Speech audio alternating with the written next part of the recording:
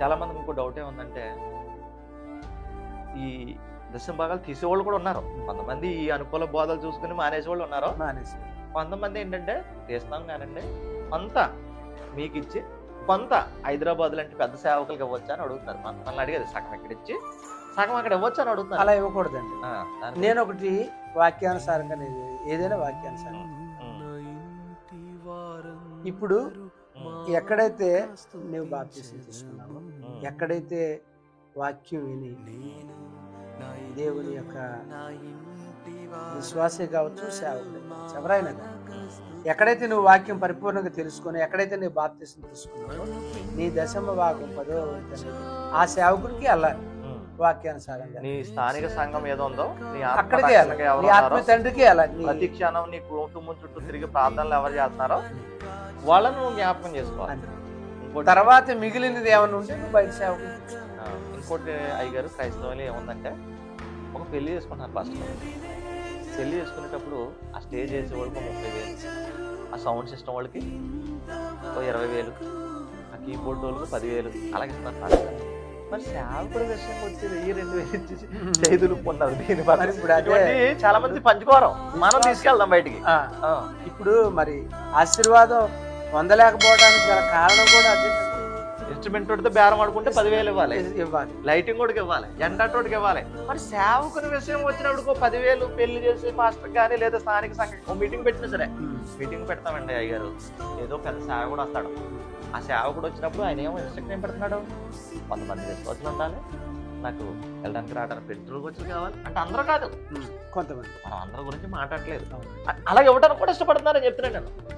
మరి ఇప్పుడు ఇక్కడ స్థానికంగా ఉండి కష్టపడి పనిచేసే సేవకుడికి ఇవ్వకుండా నీ సేవకుడు కన్నీరు కార్చి ప్రార్థన చేస్తే, కన్నీరు కారుస్తా ఉంటే అది ఆశీర్వాదమా? లేదు కదా. నీ ఆత్మీయ తండ్రి సంతోషంగా, నీ ఆత్మీయ తండ్రి అదే దీవెన. అది ఈరోజు విశ్వాసాలకు తెలియట్లేదు. కంపల్సరీగా ఈ వీడియో ద్వారా మనం ఖచ్చితంగా వాటికంటే ఎక్కువ నీ ఆత్మీయ తండ్రికి ఇవి, వాటికంటే ఎక్కువ నీ కోసం అనుక్షణం కన్నీరు కాచేది దేవుని సన్నిధిలో నీ సేవకుడు, నీ ఆత్మీయ తండ్రి. నువ్వు పెద్దగా పిలుచుకొని 10,000, 20,000 ఇచ్చే సేవకుడు ఎప్పుడు కూడా నిన్ను ఆ రోజుతో మర్చిపోతాడు. ప్రతిరోజు బాధ్యత కలిగి, భారం కలిగి, కన్నీరు కాచి ప్రార్థన చేసేవాడు నీ స్థానిక సేవకుడు. ఆయన పరిచర్యను నీవు ముందుగా వారిని మీరు బలపరచాలి.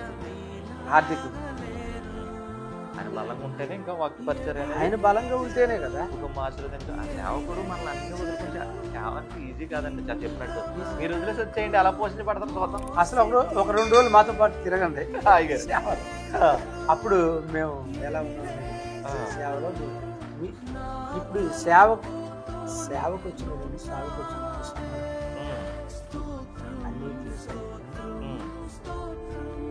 అన్నిటిని విడిచిపెట్టి వచ్చినోడే సేవకుడు.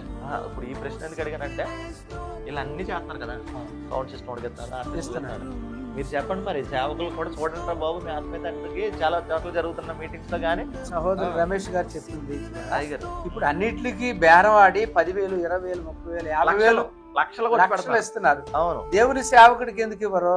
అవును, అది చాలా ప్రాముఖ్యం. రాజ్యంలో రూములు తీస్తున్నారు, కారుకి ఏసీ రూములు తీస్తున్నారు, ఆయన తింటే అది పెడుతున్నారు. ఈ రోజున ఇప్పుడు ఇన్స్ట్రుమెంట్లు ప్లే చేసే వాళ్ళకి రూములు, ఏసీ రూములు. కనీసం దేవుని సేవకుడికి ఏముందో లేదో కూడా చూసుకోలేదు. సేవకుడిని బలపరచాలి. సేవకుడికి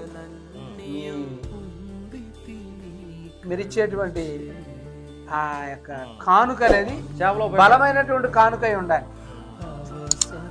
ఇందాక చెప్పాను నేను, మీరు నిశ్చయించుకునేది ఎలా నిశ్చయించుకోవాలంటే, బలమైనటువంటి కానుక ఇవ్వాలి అనేటువంటి ఒక నిశ్చయిత ఉండాలి. నీవిచ్చే ఆ కానుక ఆ కుటుంబానికి ఒక ఎలా ఉండాలంటే, ఆ కుటుంబాన్ని పోషించేటువంటి కానుకై ఉండాలి. ఈ మాటలు ఎందుకు అడిగానంటే, అయ్యారు చాలా మంది సేవలు చెప్పుకోలేరు, బయట చెప్పుకోలేరు. చెప్పుకుంటే ఎలా ఉంటుంది? డబ్బు కోసం వచ్చేది, డబ్బు కోసం ఆశపడుతున్నారు సేవకుడు అని అనుకుంటారు. కాబట్టి ఈ వీడియో రూపంలో కొంతమంది చూస్తారు, మనం కాకపోయినా చాలా మంది చూస్తారు. వాళ్ళు ఆత్మీయ నాయకులని నిర్లక్ష్యం కట్టకూడదని గుర్తొస్తున్నారు.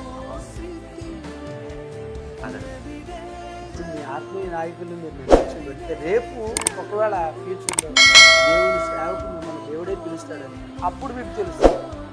అలాగా నిర్లక్ష్యం చేసేవారికి అప్పుడు తెలుస్తుంది ఆ యొక్క బాధ. ఇంకొక మెయిన్